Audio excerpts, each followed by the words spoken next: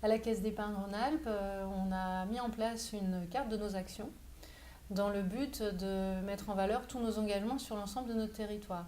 C'est-à-dire qu'on voulait pouvoir regarder d'un seul coup d'œil, de manière rapide et facile, l'ensemble de nos actions, donc c'est-à-dire que ce soit des partenariats, des mécénats, mais aussi des financements un petit peu emblématiques.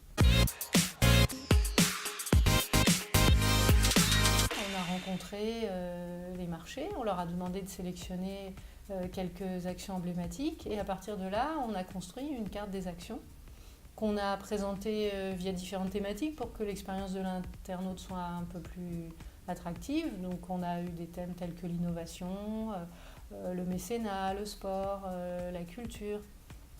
Et on a mis tout ça sur une carte Google, ce qui nous a permis de poser cette carte des actions sur notre site institutionnel caisse-d'épargne-rhône-alpes.fr et de gérer l'ensemble des données en back-office.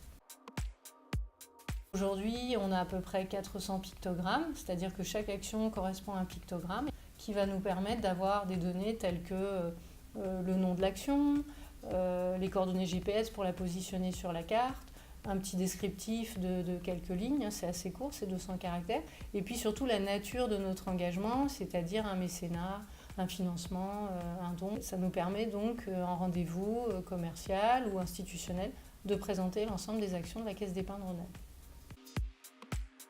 Grâce au 89C3, on a pu publier notre jeu de données issu de notre carte des actions. Alors c'est un jeu de données qui est vraiment concret et pratique puisqu'il correspond à notre écosystème régional, c'est-à-dire au territoire de la Caisse d'épargne Rhône-Alpes, l'Ain, l'Isère, la Savoie, la Haute-Savoie et le Rhône.